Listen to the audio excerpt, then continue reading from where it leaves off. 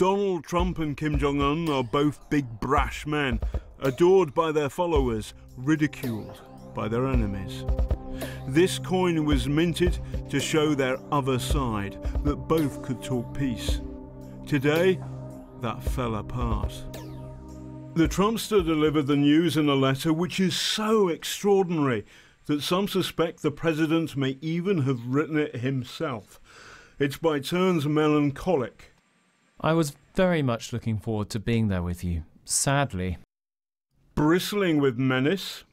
You talk about your nuclear capabilities, but ours are so massive and powerful that I pray to God they will never have to be used. And at times almost weepy. This missed opportunity is a truly sad moment in history. The language in Donald Trump's letter was also very interesting. It read to me as if it had been dictated. It didn't appear to have any sort of editing or filter put on it. It's almost as if it had been said, you know, don't edit this and get this out now.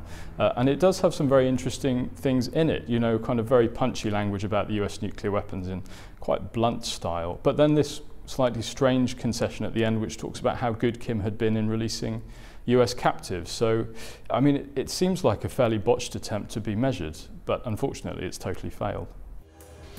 Both sides did have something to gain from the Trump-Kim talks.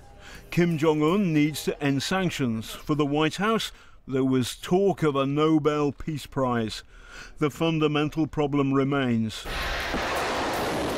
North Korea's love of their nukes to prevent regime change cannot be squared with the American fear of same. What is surprising and worrying is that the South Koreans don't appear to have been informed in advance of this US decision. And considering that that alliance is, you know, really one of the two critical alliances for the US in the region, that really is, you know, slightly concerning.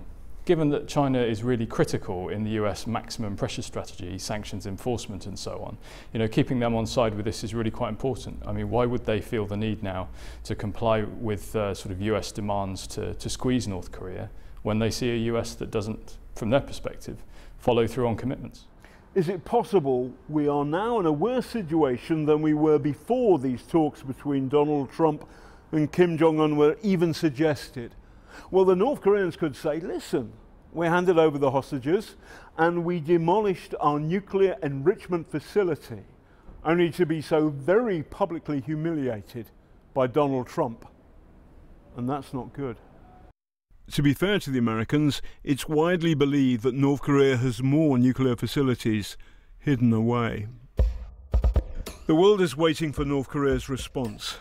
In the meantime, one has to wonder, is this Donald Trump the author of The Art of the Deal on top form, or a fool who's bungled the last chance for peace on the Korean peninsula?